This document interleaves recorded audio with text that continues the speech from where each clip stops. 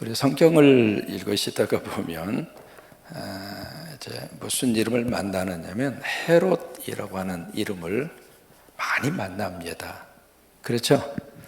마태복음 2장에서부터 이제 헤롯이라고 하는 사람이 등장을 하는데, 이게 헤롯이 왜 이렇게 많은지 말이죠. 곳곳에, 복음서 곳곳에 헤롯이라고 하는 사람이 굉장히 많이 등장하거든요. 이제 그러다 보니까 이 헤롯이 그 헤롯인가, 그 헤롯이 이 헤롯인가, 나중에는 헤롱해요. 왜 똑같은 이름이 하도 많이 나오니까 왜 이렇게 복잡하게 되어져 있는가. 이게 헤롯이라고 하는 이름으로 딱 표시가 되어 있습니다만 사람이 각기 달라요. 다른데 거기 다른 이름을 우리 번역 속에서 그냥 헤롯이라 이렇게 나오니까 그 사람이 그 사람 같고 이 사람이 그 사람 같고 그래요. 또 하나 이제 애굽에 대한 이야기를 쭉 할 때 애굽의 왕을 바로 왕이라 그렇게 이제 지칭을 하는데, 그 바로 왕도 마찬가지입니다. 분명히 그 바로가 죽었는데 그 바로가 또 나오거든요. 그러니까 이 바로가 그 바로인지 그 바로가 이 바로인지 굉장히 이제 우리가 혼동을 가져오는 것 중에 하나인데, 이 헤롯도 마찬가지입니다. 이 헤롯이라고 하는 말을 쓸 때 가장 중요한 사람이 헤롯 대왕입니다. 그러니까 물론 이제 그의 아버지도 유대의 통치자를 했습니다만은 아버지에 대한 것은 우리가 잊어버리고요. 중요한 사람이 이제 헤롯 대왕. 그 헤롯 대왕이 누구냐면 예수님 태어났을 때 바로 2살 이하의 유대인의 왕으로 태어났다고 하는 말을 듣고 2살 이하의 유아들을 살해한 사람이 누구냐면 헤롯 대왕입니다.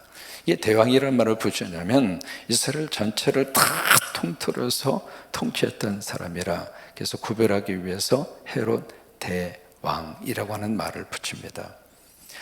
이 사람이 어떤 사람이냐면 역사적으로 굉장히 특이한 사람이에요. 인물 자체가. 또 하나 이 헤롯 대왕이라고 하는 사람은 이 건축에 대해서는 탁월한 건축의 실력을 가지고 있는 사람이 헤롯 대왕입니다.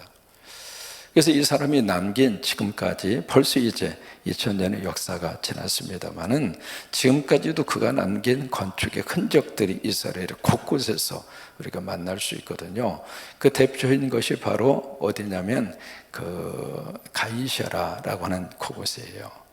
거기 가면 헤롯이라고 하는 사람이 남긴 건축의 흔적물들이 곳곳에서 그대로 거기에 남아 있습니다. 이제 그 정도로 이 건축에 대한 탁월함을 가지고 있는 사람이 헤롯이라고 하는 이 사람인데, 이 사람이 죽으면서 죽기 전에 부인이 몇 명이냐면 놀라세요? 10명밖에 안 됐어요. 이제 그 가운데 유명한 크레오파트라 들어보셨죠? 크레오파트라, 그 사람도 이 헤롯 대왕의 부인입니다. 이게 부인이 10명이 되다 보니까 이게요, 거기서 나오는 자식들이 수두룩한 거예요. 그래서 이제 나중에 헤롯 대왕이 죽은 다음에 그 자녀들 가운데 3명의 아들들에게 이 전체 땅을 분할해서 통치하도록 위임을 해줍니다. 이제 그렇게 해서 등장하는 사람이 누구냐면 그 앞에 이름 속에 헤롯이 다 붙어요. 이름이. 그래서 헤롯 뭐냐면 아켈라오라고 하는 사람, 이제 그 앞에 헤롯 아켈라오, 또는 이제 헤롯 안디바, 헤롯 누구냐면 빌립, 이렇게 이름 속에 헤롯 아켈라오, 헤롯 안디바, 헤롯 빌립, 이렇게 이름이 다 붙는 거예요. 이름이 붙는데 이 이름을 이야기 안 하고 그냥 헤롯만 이야기하니까 헷갈리는 거예요. 그래서 이제 헤롯 아켈라오라고 하는 이 사람이 어디를 통치하는가, 가장 중요한 부위를 차지합니다. 유대와 사마리아 그쪽 지역을 통치한 사람이 헤롯 아켈라오라고 하는 사람이고, 그 다음에 여기 헤롯 안디바라고 하는 사람은 갈릴리, 그리고 그 이쪽 그 요단강 중심으로 이쪽에 베레아라고 하는 지역까지 통치한 사람이고, 그 다음에 이게 헤롯 빌립, 원래는 이제 헤롯 빌립 2세입니다. 1세가 있었고요, 2세가 있었어요. 이 사람이 빌립 2세인데, 빌립이라는 사람은 그 윗동네, 그래서 저 위쪽에 이둠의 드라고닛이라고 하는 그곳을 통치를 해요. 근데 이제 여기 빌립이라는 사람이 건축한 도시가 있습니다. 그 도시가 마태복음 16장에서 우리가 만나는 가이사라 빌립보. 그 빌립이라고 하는 말을 붙인 사람이 이 사람이에요. 이제 거기다 새로운 도시를 건설을 하고 황제의 이름을 따서 가이사, 본인의 이름을 붙여서 빌립에서 빌립보, 가이사라 빌립보, 그렇지요? 그 길을 가다가 예수님 제자들에게 묻잖아요. 사람들이 인자를 누구라고 하느냐 기억나세요? 그러니까 예수님이 제자들에게 그러면 너희는 나를 누구라고 하느냐? 베드로의 고백이 나오죠. 주는 그리스도시요 살아계신 하나님의 아들입니다. 그래 봐요나 네가 행복하다. 이것을 알게 한 것은 땅의 교육이나 혈육이 아니다. 하늘에 계신 내 아버지께서 내게 가르쳐 주었다. 여러분 예수님 알고 사는 게 최고로 행복해요. 이제 그 고백이 나왔던 것이 가이사라 빌립보 가는 그 길이었거든요. 그 도시를 건설하는 사람이 이 사람이에요. 빌립이라고 하는 사람. 그 다음에 이제 이 아켈라오라고 하는 사람이 욕심이 굉장히 많았습니다. 그래서 아버지가 가지고 있었던 그 자리, 아버지가 가지고 있었던 그 권력을 아켈라오가 아주 욕심을 부려요. 그러다 보니까 자연히 강압 정치가 들어갈 수밖에 없죠. 그래서 폭군으로 정치를 하는데 그 강압 정치 때문에 유대인들이 들고 일어납니다. 막 여기저기서 데모가 일어나고 여기저기서 반대 운동이 일어나고 그래서 복잡한 거예요. 한장 시끄러워요. 그러니까 로마 정부 입장으로서는 골치 아프거든요. 그래서 이 아켈라오를 그 자리에서 치워버립니다. 왕의 자리에서. 그리고 그 빈 자리에 들어간 사람이 바로 그 로마 정권에서 직접 통치자를 보내는데 그 사람이 빌라도 총독입니다. 그래서 총독 정치가 이루어진 거예요. 그러니까 두 개의 나라는 아직도 헤롯의 자녀들이 권력을 가지고 있었고 이 아켈라오가 통치하던 그 자리만 총독이 와서 바로 로마 정부에서 직접 내려보낸 총독이라고 하는 사람이 그 지역을 통치를 하는 거예요. 이해가 되셨어요? 지금 예수님의 재판이 몇 번 이루어지는가? 6번 이루어져요. 6번 2명의 대제사장을 통해서 신문을 받고 그 다음에 산헤드린에 가서 신문을 받고 이미 거기서 다 결정을 다 내립니다. 그래서 예수님을 사형시키기로 자기들끼리는 합의가 이루어진 거예요. 근데 이거는 이게 사형 집행할 수 있는 권한이 자기들한테는 없어요. 그래서 로마 정권의 재판을 또다시 그쪽으로 넘긴 겁니다. 그래서 이제 빌라도에 가서 재판을 받았잖아요. 받았는데 빌라도가 아무리 신문을 내보아도 이 기소권으로 사형할 수 있는 근거가 부족한 거예요. 그래서 빌라도는 나름대로 무죄라고 선고를 합니다. 무죄라고 딱 선고를 하는데 거기에 이 기소권을 가지고 온 산헤드린 대제사장 서기관 이 사람들이 아니라고. 이 예수라고 하는 사람이 어떤 사람인데 당신이 무죄를 선고하느냐고. 그러면서 거기에 이 사람이 갈릴리로부터 시작해서 예루살렘까지 휘젓고 다니면서 소요사태를 일으키고 백성들을 현혹한 사람이라고. 이제 그 말을 딱 들으니까 이 빌라도가 갈릴리? 하고 이제 떠오른 사람이 누구냐면 이 사람이 안디바. 영식 발음은 안티파스입니다. 안티파스. 이 안티파를 딱 떠오르면서 그래? 그러면 내 관할이 아니잖아. 그 친구 관할이잖아. 그러면서 분봉왕 들어보셨죠? 분봉왕. 원래 그 뜻은 4분의 1이라고 하는 뜻이에요. 이제 작은 규모의 땅을 통치하는 사람. 이게 나중에는 그 분봉왕이 영주라고 하는 말로 바꿔줍니다. 그래 그럼 내 관할이 아니잖아 해서 예수님을 이 헤롯 안디바 이 천국에 보냈는데 마침 6월절이 돼서 이 헤롯 안디바가 예루살렘에 와 있는 거예요. 그래서 예수님은 그쪽으로 보냈죠. 여러분 뭘 우리가 가만히 생각해 볼 수 있느냐면 예수님을 놓고 서로 주거니 받거니 그러고 있는 거예요. 왜 그럴까? 이게 아무리 보아도 예수님에게는 죄가 없거든. 여러분 여기 빌라도나 여기 안디바도 마찬가지거든요. 이 사람도 예수님을 신문에 봤을 때 죽일 죄가 없는 거예요. 그러면 이 사람들이 재판을 못해서 그런가? 법을 몰라서 그런가? 그래서 죄를 못 찾아낸 것인가? 그건 아니에요. 예수님에게는 죄가 없어요. 아멘이죠? 예수님에게는 죄가 없는 거예요. 아무리 죄를 추궁해도 없는 죄를 발견할 수가 없잖아요. 그래서 이제 헤롯에게 딱 보냅니다. 헤롯 안디바에게 보낸 거예요. 오늘 성경은 바로 그 내용으로부터 시작을 합니다. 뭐냐면 8절에 보시면 같이 한번 읽을까요? 헤롯이 예수를 보고 매우, 자 보세요. 헤롯이 예수님을 보고 어떻게 기뻐해요? 그냥 기뻐한 게 아닙니다. 매우 기뻐했다. 매우 기뻐했다고 하는 표현이 요한복음 20장 20절에 나와요. 거기 이제 예수님이 제자들이 이렇게 어느 한 공간에 모여져 있는데 부활하신 예수님이 그 제자들 속에 쑥 하고 나타난 거예요. 쑥 하고 나타나서 그들에게 예수님의 부활의 모습을 딱 보여주니까 그 모습을 본 이 제자들이 예수님을 보고 매우 기뻐했어요. 여러분, 우리가 예수님을 직접 눈으로 볼 수 있다면 기쁠까요? 아니면 어떨까요? 부르부나 만하죠. 우리가 천국 가면은요, 정말 가장 먼저 우리가 보고 싶은 분이 계세요. 누구일까요? 주님이에요. 우리가 늘 보았던 그 예수님의 모습일까? 머리를 길게 늘어뜨리고, 그리고 마치 서양인의 모습으로 그렇게 초상화를 많이 그렸잖아요. 거기에 비해서 우리 한국의 화가는 한국식으로 예수님을 그리기도 하고요, 예수님이 한복 입는 모습으로 그리기도 하고. 그래서 예수님이 과연 어떤 모습인가? 지금까지 보았던 영화 속의 인물처럼 예수님이 그런 분일까?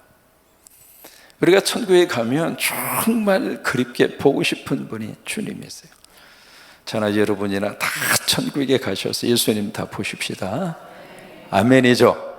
그래요. 그 주님을 그렇게 보고 싶은 거예요.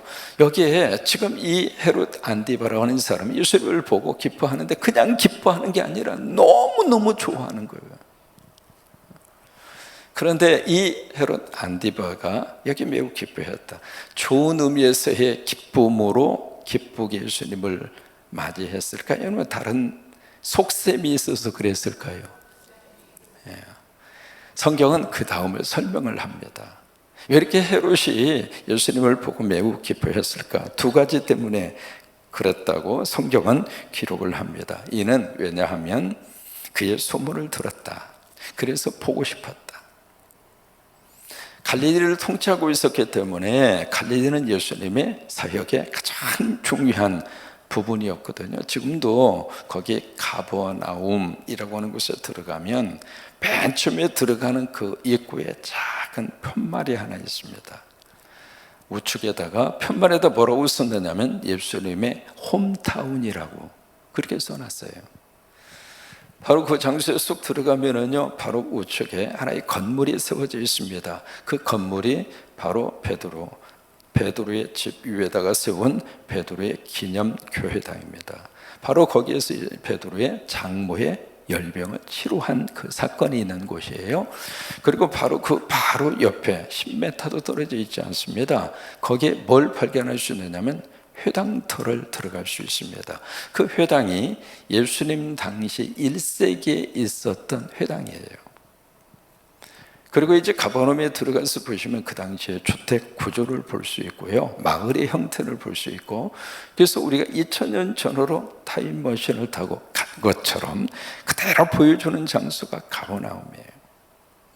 그러니까 갈릴리를 중심으로 해서 곳곳에 무슨 역사가 일어났는가? 예수님께서 말씀하시고 예수님이 기적을 행하시고, 그러니까 갈릴리를 통치하고 있었던 헤롯 안디바는 예수님에 대한 소문을 계속 들은 거예요. 햇사다라고 하는 그 마을에 가서 보시면은 거기에 이제 마을에 한 조그마한 그 터에다가 뭐라고 딱 써놨느냐면 베드로의 집, 그렇게 써놨어요. 고고학적으로 발굴을 하다가 보니까 그곳에서 그물줄을 발견한 거예요. 그래서 베드로의 집일 것이다 해서 베드로의 집에다 딱 편말을 붙이기도 하고, 그래서 조금만 올라가서 보시면은 물고기 2개, 보리떡 5개로 오병이어, 기억하시죠? 그것을 행하던 들력을 바로 볼 수 있습니다. 이게 갈릴리를 중심으로 쭉 이렇게 다니다가 보면 예수님 당시의 모습을 어느 정도 분위기적으로 느낄 수 있는 곳이 그곳이에요. 여러분께 설명을 드리면 꼭 가서 한번 보고 싶죠? 기회가 주어졌을 때 꼭 한번 가세요. 저는 이스라엘을 참 많이 갔다 왔습니다. 그러니까 가서 보면은 성경을 읽으실 때 성경이 그냥 글로 보이는 것이 아니라 그림으로 보여져요. 이스라엘을 방문하고 또 가서 연구하고 또 현장에 가서 성경을 읽고 현장에 가서 그 분위기를 가만히 묵상하면 이런 속에서 주님이 말씀하시고 이런 속에서 기적이 나타나고 이런 속에서 주님의 놀라운 역사들이 이루어졌구나, 그 소리가 몸으로 느낄 수 있잖아요. 그러니까 이 헤롯 안티바 입장으로서는 그 소문을 너무 많이 들은 거예요. 귀가 따갑도록. 그때 예수님이 딱 눈앞에 나타나니까 보고 싶었던 예수님, 그 마음이 들어서 기쁜 거예요. 그 다음에 두 번째로 헤롯 안티바가 왜 이렇게 기뻐했을까? 두 번째, 이 헤롯 안티바가 뭔가를 기대하고 있습니다. 그 기대가 바로 뭐냐면 8절에 또한 무엇이나 이적 행하심을 볼까 바랐던 연곤이라. 그렇게 많은 이적을 행하시고, 이적이라는 것은 미러클, 기적이거든요. 기적을 행하셨던 그 예수님의 기적을 자기 눈으로 지금 만약에 볼 수 있다면 세상에 그런 기대감이 있는 거예요. 이제 그런 마음으로 이 헤롯 안티바가 예수님을 그렇게 기뻐하고 환영을 딱 했는데, 그 다음 절 보실까요? 자, 어떤 역사가 나타나는가? 9절입니다. 여러 말로 부르나 아무 말도 대답하지 않았다. 그러면 헤롯 안티바가 그렇게 보고 싶었던 기적을 그 헤롯 안티파 눈앞에서 기적을 행했을까요? 안 행했을까요? 안 하셨어요. 자, 보세요. 우리 생각에 이 헤롯 안티바 앞에서 예수님이 기적을 행하셨다면 이 사람도 그 기적을 보고 하나님을 믿고 예수님을 영접할 수 있는 그런 기회가 되지 않았을까? 그런 생각이 들 수 있잖아요. 그러면 그 순간에 예수님이 한번 기적 한번 딱 베풀어서 헤롯이 하나님 앞에 무릎을 꿇게 그렇게 만들었으면 오히려 더 복음의 역사가 더 강력하게 쫙 하고 뻗어갈 수 있을 터인데, 왜 예수님은 그렇게 헤롯이 묻는 말에 아무 말도 안 하고 기적도 행하지 않았을까? 우리가 성경에서 기적이라는 단어를 참 많이 우리들이 봅니다. 그리고 우리가 또한 기도하면서 하나님, 나에게도 기적을 주시옵소서, 우리 가정에도 기적을 주옵소서. 목회하면서 말이죠, 목회하면서 가끔씩 그런 생각, 엉뚱한 생각이죠, 그런 생각을 해볼 때가 있어요. 뭐냐면 새벽기도 나오는 성도들에게는 로또만 사면 당첨되는 기적. 그러면 이 새벽기도에 우아래층으로 어떨 것 같아요? 이거 오지 말라고 그래도 막 밀려옵니다. 전주에서도 오고 서울에서도 KTX 타고 그냥 아예 저 마당에 입장하려고 빽빽하게 기다리고 있을 거예요. 그 로또가 한 달에 한 번만 터지게. 그럼 이게 언제 터질지 모르니까 이 새벽 기도를 얼마나 많은 성도들이 새벽에 나와서 은혜 받고 같이 예배하고 찬양하고, 엉뚱한 생각이죠. 근데 지금까지 목회하면서 제가 목회했던 교회에 새벽기도 나왔다고 이 로또 당첨된 적이 한 번도 없는 거예요. 그 순간에 헤롯 안티바 속에서 기적을, 작은 기적이라도 예수님이 행하셨으면 얼마나 좋았을까, 그 생각을 하는 거예요. 이게요, 영적 수준이라고 하는 것은 수준과 수준이 맞아야 말이 통하고 기적의 의미가 기적으로 와닿는 거예요.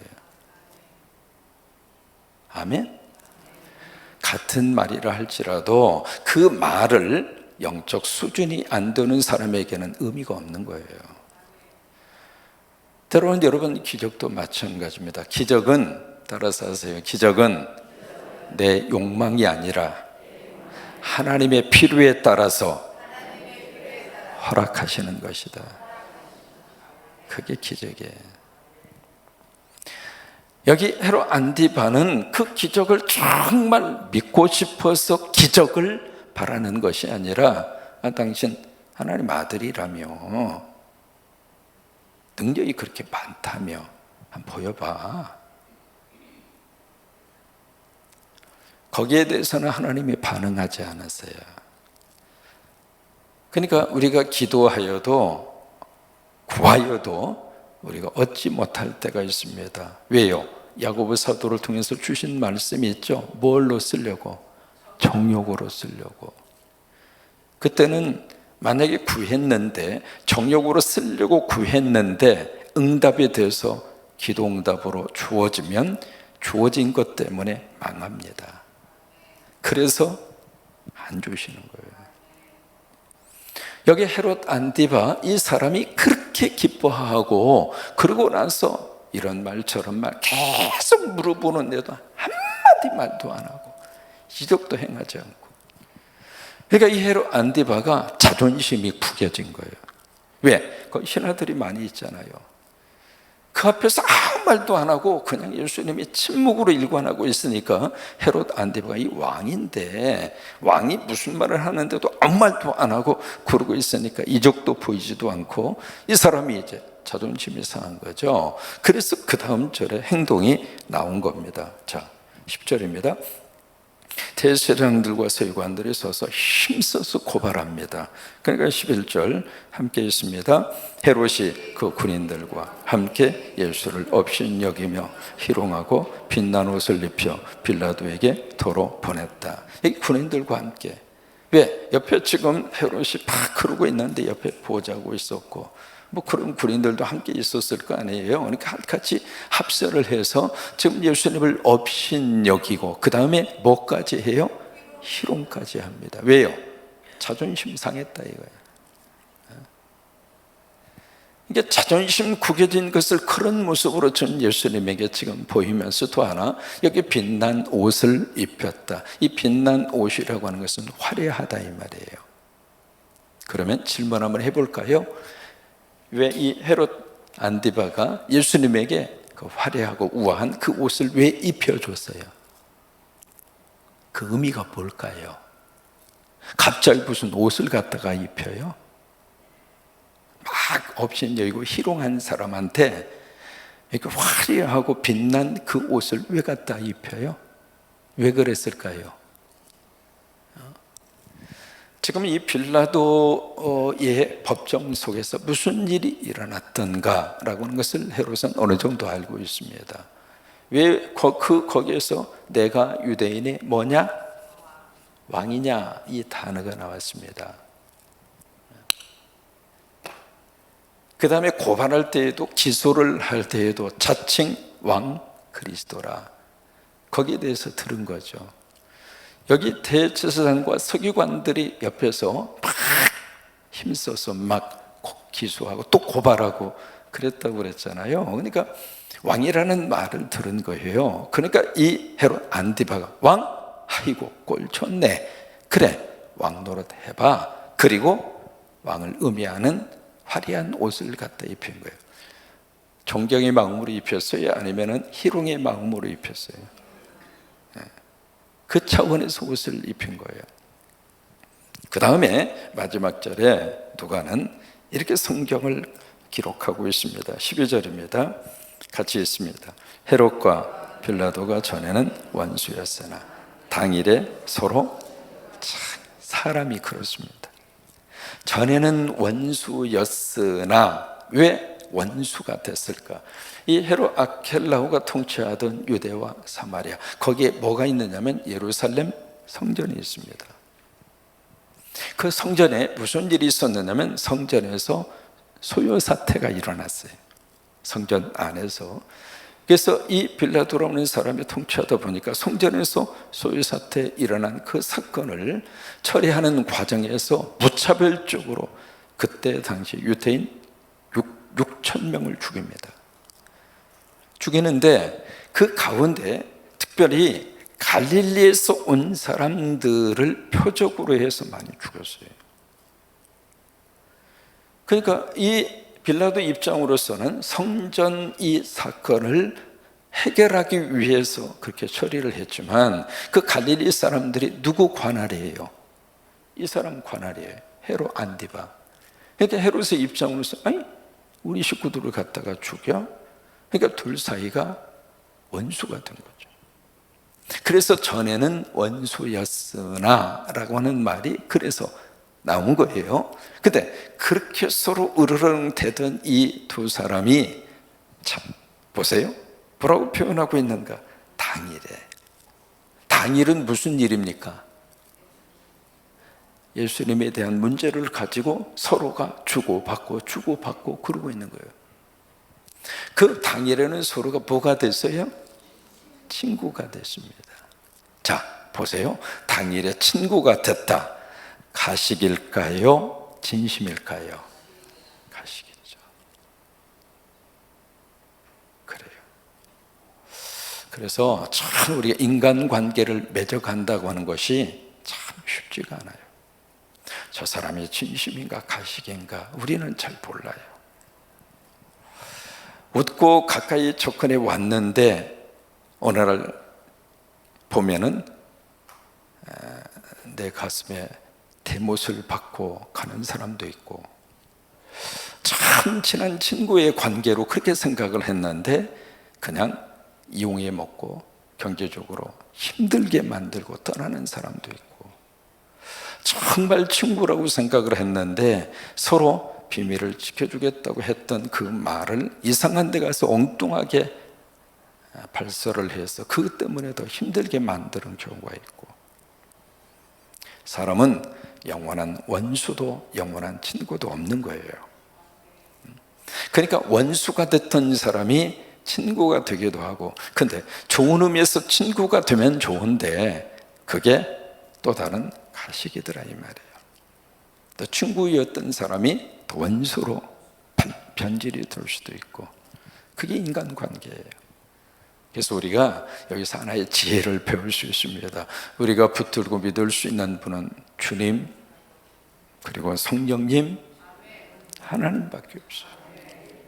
그 위에 인간의 모든 관계는 이럴 수도 있고 저럴 수도 있구나. 그 때문에 여러분 절대 속상하지 말고, 그 때문에 가슴앓이 하면 나만 스트레스 받아. 나만 스트레스 받으면 나만 손해예요. 그럴 필요 없잖아요. 나는 나대로 주님 의지하고 행복하게 살아야지. 누구 땀씩 괜히 속앓이하고 누구 땀씩 괜히 밥 먹는데 이게 소화도 안 되고 그럴 필요 없어요. 그러니까 우리가 처음부터 인간의 관계는 그럴 수 있구나, 그것을 받아들이고 또 그것을 우리가 이해하고 하나님과의 관계 속에서 우리가 의지하고 하나님과의 관계 속에서 믿음을 가지고, 왜? 하나님은 우리 배신하지 않습니다. 주님은 우리를 끝까지 사랑하십니다. 성령님은 우리의 곁을 떠나지 않습니다. 나이 들어가면서 계속 우리 느끼는 게 있습니다. 주변에 있었던 사람들 한 사람, 두 사람 떠나갑니다. 여러분 그래요, 안 그래요? 이거 아직 못 느끼는 사람은 나이를 아직 안 먹어봐서 그래. 그 주변에 계속 그 사람들이 계속 있으리라고 착각하거든요. 세월이 지나면서 이 사람 저 사람 다 떠나요. 결국 누구만 남아요? 누구만 남아요? 나만 남는데 그래도 끝까지 마누라하고 남편은 남아줘요. 그래서 가족이 소중한 거예요. 그러나 내 옆에 끝까지 있어줄 사람은 마누라고 남편이에요. 여러분 남편 미워하지 마세요. 에이?